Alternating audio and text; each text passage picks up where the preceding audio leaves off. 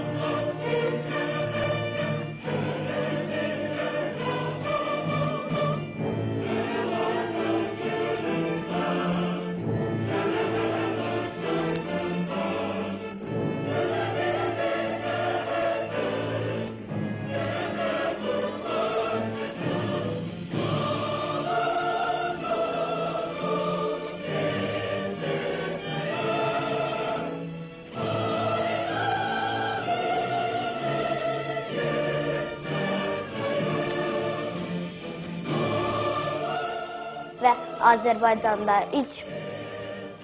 ilk dəfə Leyli Məcnun operasını yaratmışdır. Ondan sonra Xan Şuşinski, Bülbül, onların səsləri elə gözəldir ki, onların səsləri gələndə insanlar özlərini bir anlıq da olsa Qarabağda hiss edirlər. Xurşud Banu Natəvan,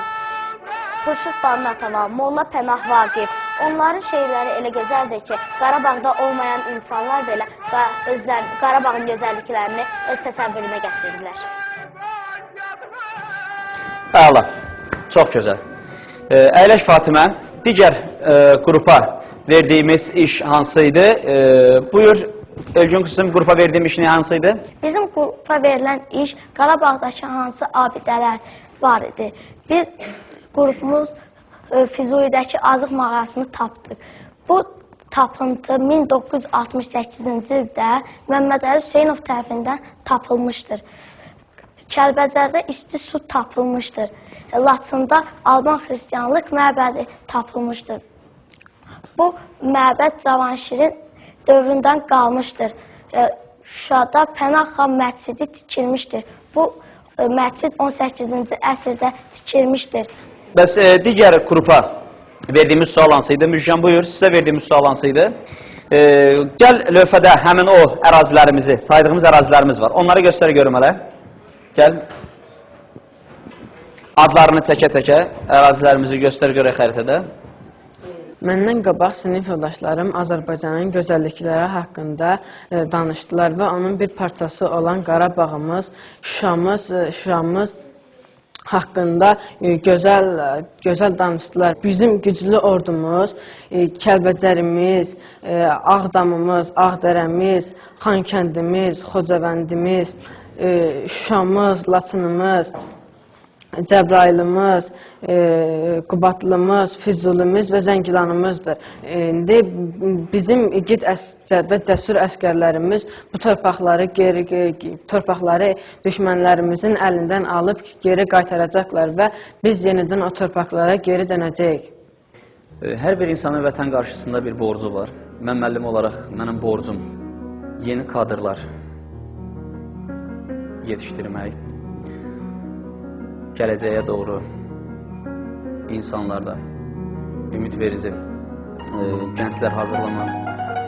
Bizim boynumuza düşən yük bundan ibarətdir. Müəllim olaraq tövsiyələrim, mən gənc kadr olaraq öz gənc müəllim kollegiyalarıma onu demək istəyirəm ki, uşaqlarla tam səmimi işləsinlər.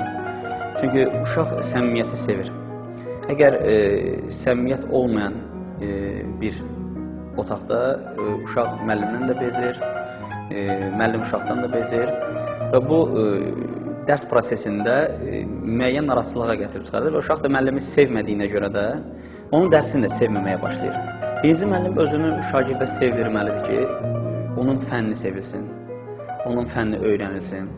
Mən özüm Azərbaycan tarixi və ümumi tarix dərslərini deyirəm ki, tarix elə bir elmdir ki, müəllim boynuna düşən yük ondan ibarət ki, müəllim gərək şagirdlərə beynindəkiləri çatdıra bilsin.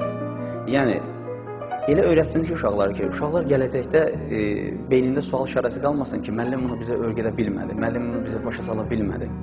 Mən heyf ki, filan müəllim bizə dərs dediyinə görə mən o dərsi sevə bilmədim, öyrənə bilmədim.